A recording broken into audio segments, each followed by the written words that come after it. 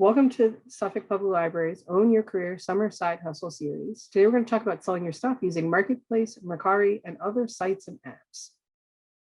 We're by no means going to go over all of them. These are just a handful that were recommended by different people that were that had like the best structure as far as like fees, or the simplest structure, or the simplest process to take your item from you to the next owner, or buying up items from you. So here's a quick overview. There's a few things that we're going to talk about where you can sell kind of pretty much anything.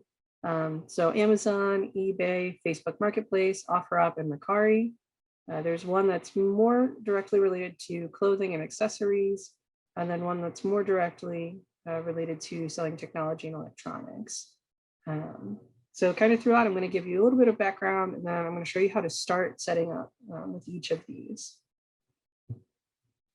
So for Amazon, before you decide to sell using Amazon, just to give you a little background, you can post items for sale through the app or the website. You can sell just about anything on Amazon, but some items might be condition restricted.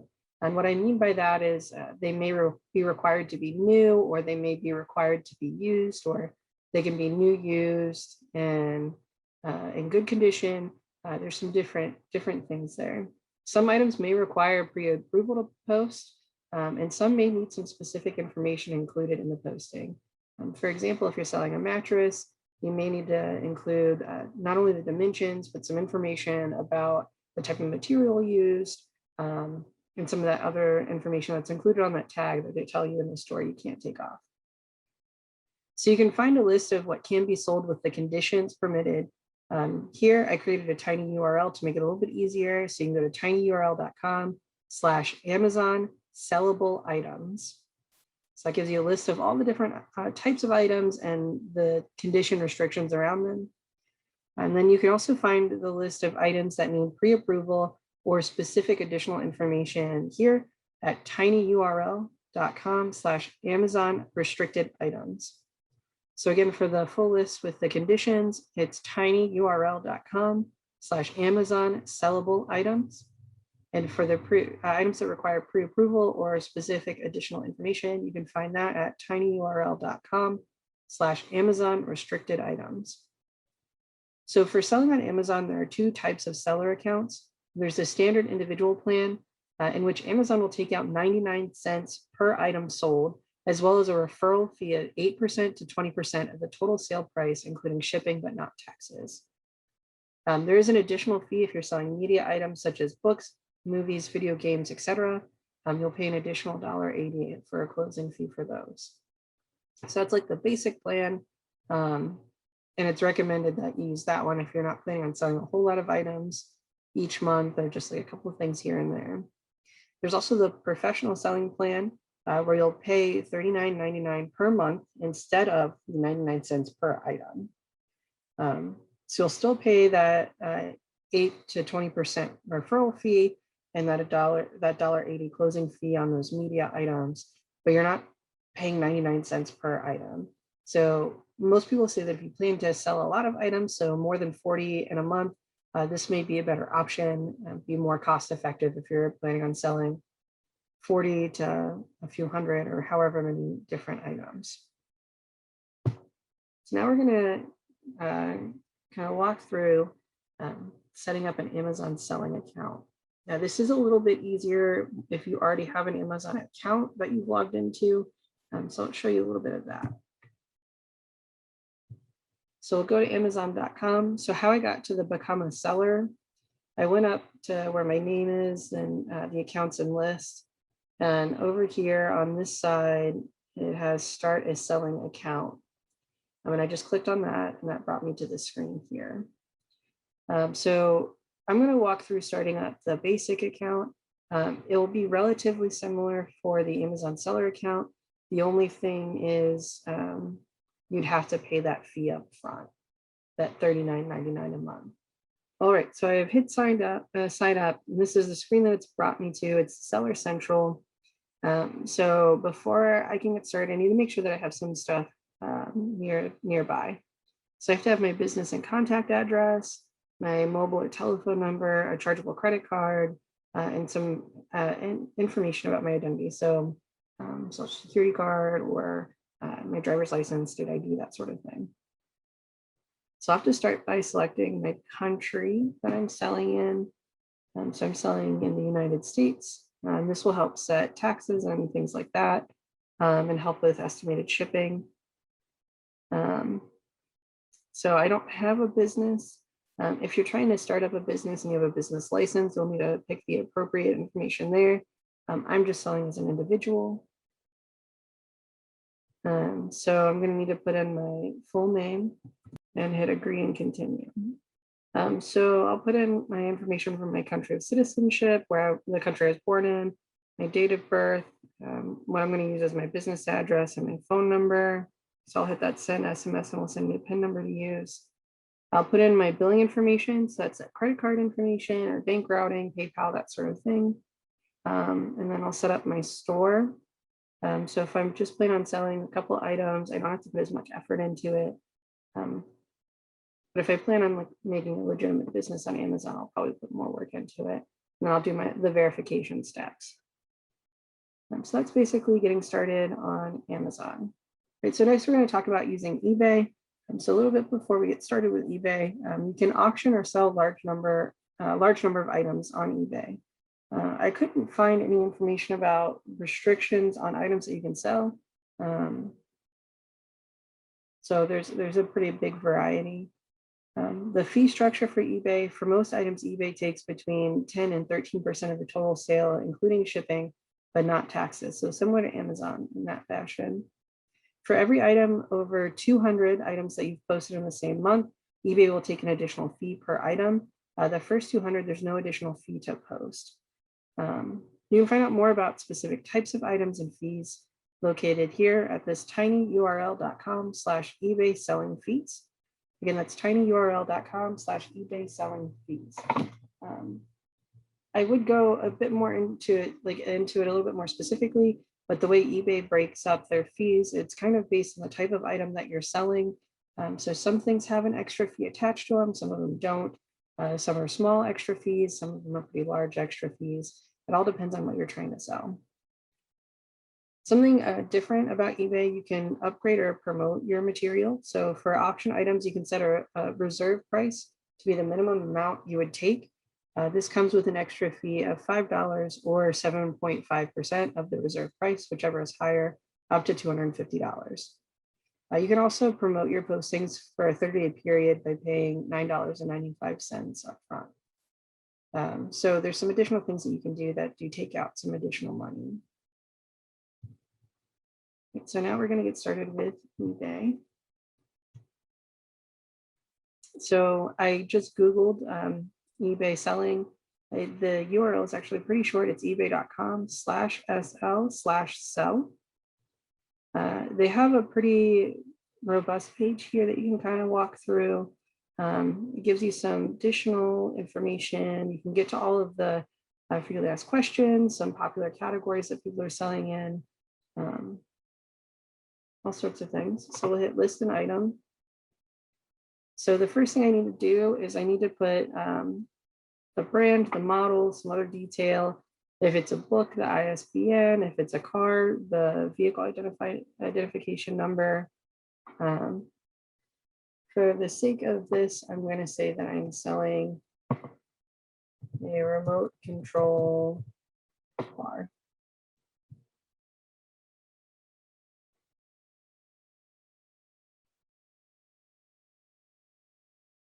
So just as much information as I can provide. So let's say the brand is the Kyosho, and I've got the model is an SCX10.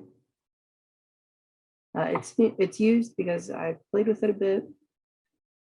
And now it's going to get to the point where I have to create an account. So I can start with my email, or I can log in with my Facebook, my Google, or my Apple ID. From there, it'll take you through the rest of the steps that you need to sell. Since I'm not actually selling that item, I don't want to continue forward because I don't want to create a record that doesn't exist. But it's pretty straightforward once you get through there.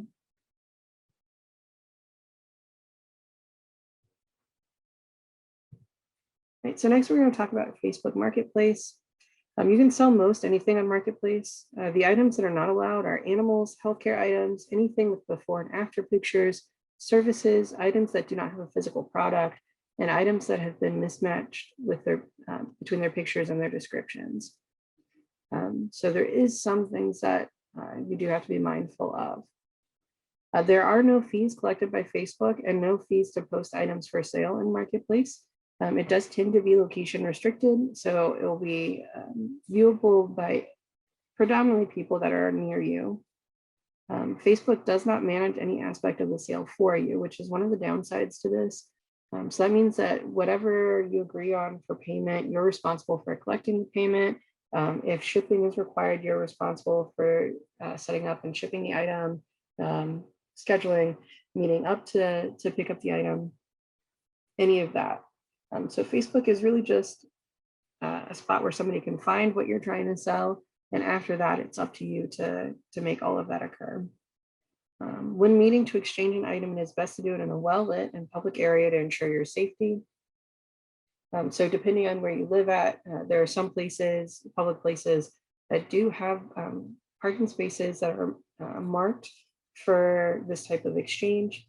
Sometimes they're at police stations, sometimes they're at libraries, sometimes they're at really busy shopping centers. Do your best to make sure that you're keeping yourself safe when you decide to sell an item in person. So for Facebook Marketplace, it is pretty simple. You just log into your Facebook, then you come up here to this marketplace symbol. It's that little shop symbol, and you just hit create a new listing. So you select that if it's an item, if it's a vehicle, if you're selling or renting out a house, or if you're posting a job. You will need to include some specific information. So you'll need to add some pictures. You can add a number of pictures, the type. So I did vehicle for this one. So we can upload our pictures there. We can select what type of vehicle it is, a car, motorcycle, boat, trailer, that sort of thing. Over here, we can list our price. Sorry, below we can, this is just a preview for us.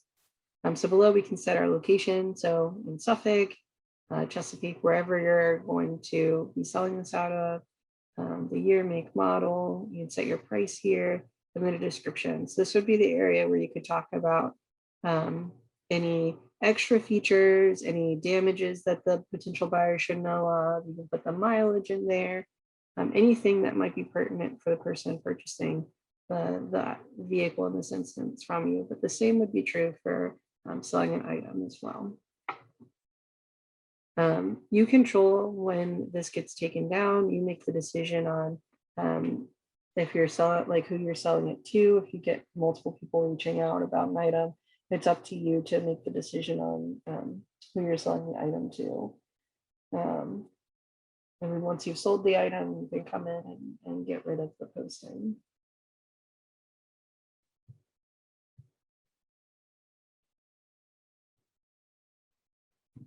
So the next one that we're going to talk about is Offerup. Offerup has merged with Letgo. So if you've seen ads for Letgo, it is now Offerup in the United States. So this is an app where you can also access it on the web. I'm going to be showing you using the website today. You can sell a large number of items for little to no additional cost to you. You can find their list of prohibited items. They do have some items that they either are condition restricted or that they will not allow people to sell. And you can find that at tinyurl.com/offerup prohibited items. And again, that's tinyurl.com offerup/offerup prohibited items. They have two main ways to sell. So if you engage in local sales, so that's anything that doesn't require shipping. All of that is coordinated between the seller and buyer, so between you and the person whose offer you accept. Offerup will not take any percentage of that sale. They do encourage the use of cash for in-person transactions. So similar to Facebook Marketplace, if you decide to do a local one where there's no shipping involved, it is up to you to coordinate everything related to the drop-off, pickup, where you're meeting, and what type of currency you're taking. If the item requires shipping, then Offerup will oversee the payment and shipping process for you. Once the seller accepts the buyer's offer, then the buyer's account will be charged and Offerup will generate a trackable shipping label for the seller. So all you would have to do as the seller is print off that label, put the item in a box and put the label on the box and send it out. In these type of transactions, Offerup will take $2 or 12.9% of the total cost, whichever is higher. Once the buyer confirms that they've received and are satisfied with the item, the money will be deposited into your account. So just kind of wrapping this up, if it's something where you're not shipping the item, Offerup takes nothing from you for posting or selling. If it does require shipping, then Offerup does take either $2 or 12.9%, whichever is higher. So additional features that Offerup has, they have a way to promote your posts for an additional fee depending on the duration of the promotion, and they'll take that out of the percentage. They'll tack that percentage onto either that $2 or 12.9% from the item once it sells. Offerup does also have a collected list of community meetup spots that are well lit, public, and have cameras. So kind of like we were talking with Facebook Marketplace, Offerup actually has something that you can access through their app or through their website that will help you locate a safe place to exchange when you're doing the local transactions. So now we'll take a look at Offerup. All right, so this is their main page. So I can see kind of everything that's in the marketplace here. I would need to log in to be able to sell items. I don't currently have an account, but I can log in with Facebook, Google, Apple, or my email. Once you do that, you can either sync it up with the app or you can do it online. It will be very similar to using Facebook Marketplace. You'll put in your price that you would like, images, description, all of that. So as you can see here, there's a bunch of different items. Here we can see something that's been promoted. So the person that's selling this Honda, person that's selling this keyboard, are paying an extra amount to be able to have that appear on main pages and things. This little symbol here means that it's going to be an item that will be shipped. So it's not necessarily available for local pickup.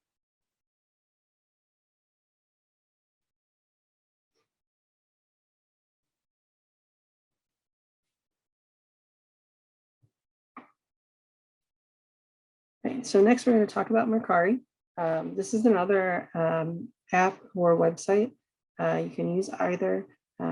It is promoted. I'm sure you've seen or heard the commercials for it. Mercari's fee structure is a little bit different. So they do take a minimum of 10% on completed sales. So they won't take anything up front. It's only once you sell the item. The cost of shipping will be added and then taken out of the sale total. There are some restrictions with this. So items exceeding 150 pounds or 45 inches will not be processed with the predetermined Mercari shipping prices. So Mercari has gone ahead and negotiated under market value shipping costs for items that are sold through their app with a number of the major shipping companies like USPS, UPS, FedEx, that sort of thing. But if they exceed those parameters, then you would have to pay completely out of pocket at the regular rate. If your item exceeds the predetermined weight, you're responsible for the difference in shipping costs. So if upon selling or posting your item, you say that it weighs 10 pounds, you take it, you box it up at one of the local mail carriers, and they tell you that it's really 20 pounds, then you're responsible for that additional shipping cost out of your pocket. That won't come from the seller or from the buyer. There are some additional fees depending on how you would like to withdraw your money. And it's important to take a peek at that. So if you have over $10 that you're transferring into a bank account, there's no additional fees for withdrawal. If it's under $10, then or $15, then there's a $2 fee. There's some different things with that. But all of that has to do with taking your money from Mercari and putting it into whatever account. Some additional features. So Mercari has shipping deals with a number of the carriers, as I mentioned, and they provide the shipping labels similar to Offerup. You'll print out the label, you'll go box it up and send it out. If you do not have a printer, they do have a partnership with UPS to skip the label, and it will be like a digital tracking thing that they'll do for you. So I'll take a peek at Mercari. So this is the main page, and like I said, down here you can see the no printer, no problem, skip the label, shipping with UPS. So I can get the app, I can sign up, I can look through the marketplace. If I come up here and I click on sell, it's going to have me create an account or log in, or sign up for an account down here. So I can use Facebook, or I have to use my email. So it has fewer options as far as linking your different accounts to do it. Once you're inside, it's similar to the other ones in that you add a picture, a description, and then you post it up there. So you can do this either through your computer or through an app on your phone.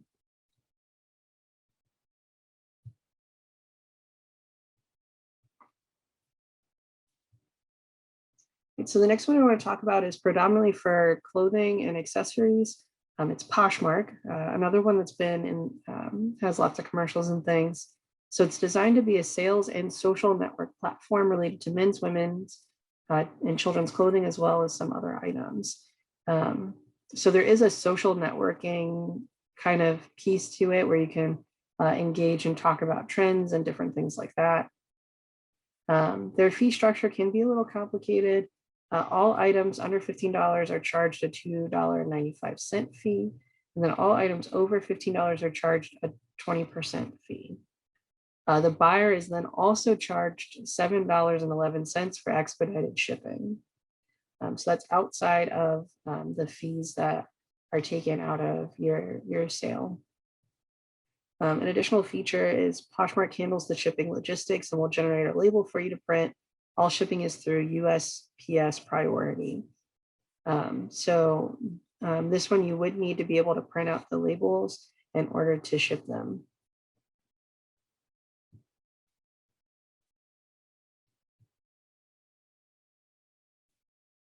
So here, I've gone just to Poshmark.com. So I can click on I am a seller or I am a buyer. If I do the I am a seller, it kind of talks you through how you go about posting things. So you take a photo, upload it right from your phone. So this one's done primarily through the app. And then you can share it to your network of shoppers. So I can take pictures of me wearing it and modeling it. I can take pictures of it stylized, like the shoes there. And I can post them up and people can like and comment and talk about it. So that's the social networking aspect of it. And then when somebody decides that they would like to purchase it, we move through that process. So all you have to do is sign up, download the app on your phone, and you can start posting and engaging with others.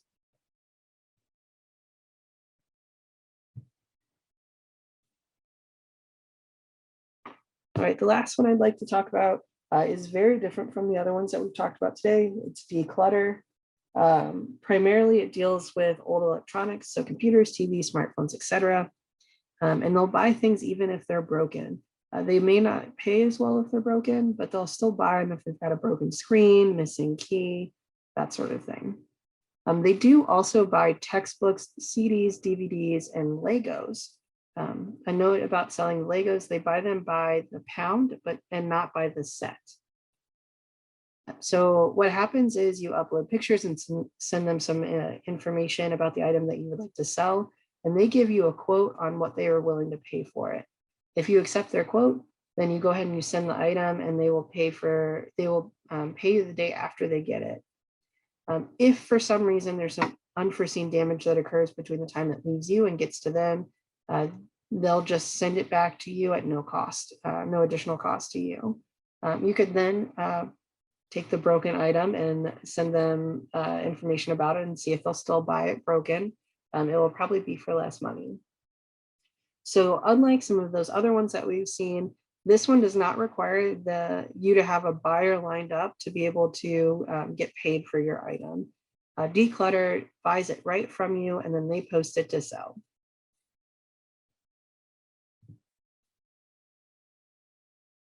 So here we can see kind of their whole website. I can sign in. I can go ahead and shop. There's tons of information here about selling your phone, CDs, DVDs, Blu-rays, books, tech, consoles, Legos. So we can start selling, we can shop. But if I go to sell my phone and let's say I'm trying to sell my Google Pixel XL. So I'll click on there and it will ask me for some information, whether I have the 4, the 3, the 2, and the gigabytes that I have. So let's say I have a 64 gigabyte Pixel 2. It's in completely great working, like it's in good working condition. Everything works, there's no major damage. They're saying that they'll pay me $35 right now for this device. So if I kind of look at my device and I'm seeing that it's not running, something's not working, the sensors aren't picking stuff up, there's some water damage, they'll only give me $3.50. But if I'm sending this along with a few other items, that could still be some good money. So they'll buy them from you and then you just send it off and go from there. So there's no need to necessarily create a full account to do it. It's easiest if you sign in, if you create an account so that way you can keep track of everything. And if there's something that you'd like to buy, already having an account will make that easier as well.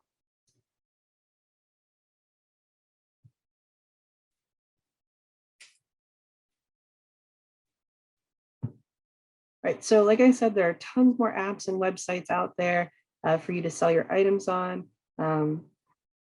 There's like Bonanza, which is kind of similar to Amazon, eBay.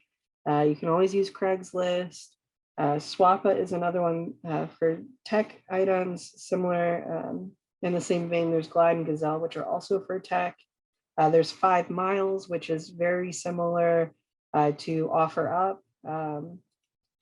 and that sort of thing. It's location based. 5 Miles does have more opportunity if you're looking to sell larger ticket items or bigger items like furniture, that sort of thing.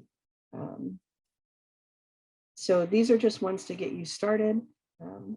If they're not meeting your needs, I encourage you to just Google how to sell my items, and there's tons of articles out there giving advice on what platforms might be best or helping you learn to navigate the different fee structures or figuring out which one's going to give you the most bang for your buck or which one's going to be able to sell the items that you're looking to sell.